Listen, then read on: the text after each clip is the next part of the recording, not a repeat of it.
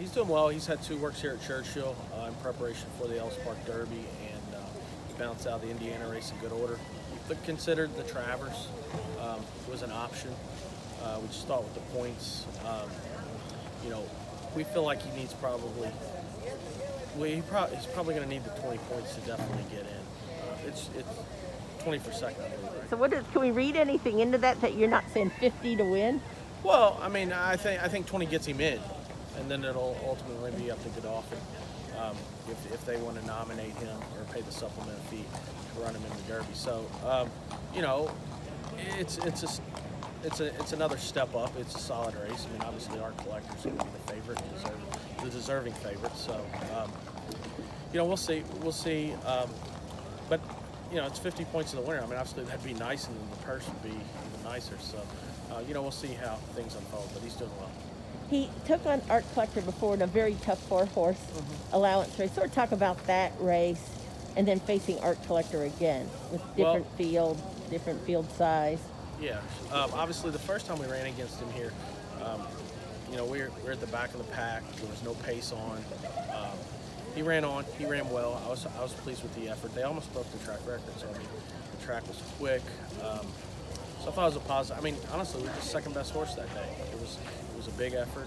He bounced out of it in good shape. We turned our attention toward the Indiana Derby, and it worked out extremely well. Obviously, the other horses, went on to pick off a grade 2 at Keeneland very impressively, and both horses seem to be going the right way right now, and excited about Sunday. What did he show you in the Indiana Derby that maybe you hadn't seen in him before in his races? I think maybe, the pace, there was a little pace in there, and I thought his ability to stay a little bit closer to the pace, given the fractions, was probably the thing I was happiest with. He's a very hard-trying horse. We've thought that all along. Since we had him as a 2-year-old, he kind of displayed some grit and determination and honesty. So we've always known that's there. And just his ability, Florent did a great job riding him, saved some ground, got him to the outside need be, and he was, pretty much push button and really responded well. I mean, that was definitely by far the best race he'd ever run. And, this is a horse, given his pedigree, his physical makeup, is a horse that should get better with distance and age and experience. So, hopefully, the longer we have him, hopefully the better he gets. We need the race to look a little bit more like Indiana than the allowance race here. Yeah, it's tough when you're in a 4-horse field and there's no pace on. I think there were some horses kind of felt the effects of that in shared belief this past weekend.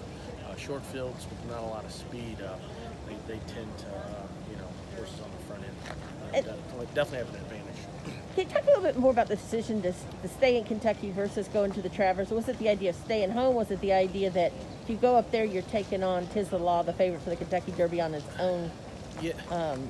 I think overall it came down to the decision of just the depth of the field as opposed to the depth of the field at Ellis. I mean, that field up there is a little deeper, but it's supposed to be. It's $1 million versus $200,000. So, and it's 1.25 miles. I'm not so sure that, listen, I think for our horse right now, if we have any, if we're dreaming about the Derby, I think personally with my horse, I would be comfortable trying to get a nice 1 1/8 race into in 4 weeks before the Derby, as opposed to 1.25 miles at Saratoga.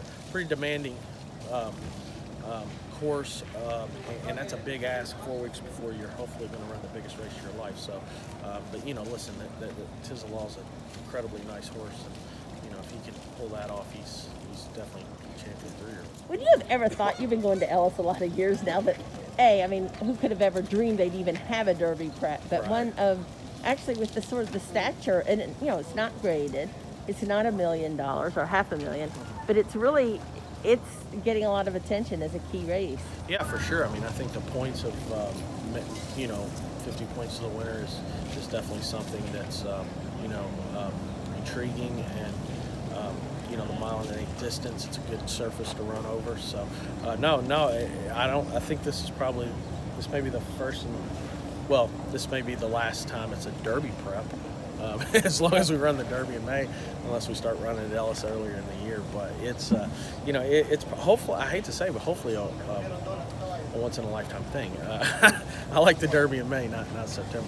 Yeah, you wouldn't mind it being a nice race for 3-year-olds, but don't make it a Derby prep Exactly, every year. exactly. Yeah, no, that and I think I watched the last few years we've had the opportunity to have horses like Owendale and Allied Air Raid and High North, and horses that we spot around between the West Virginia Derby and the Ohio Derby and the Indiana Derby, and the Super Derby, the Iowa Derby. There's a lot of derbies out there, Oklahoma Derby, that there's definitely a spot on the calendar. Kentucky could have a nice 3-year-old race like the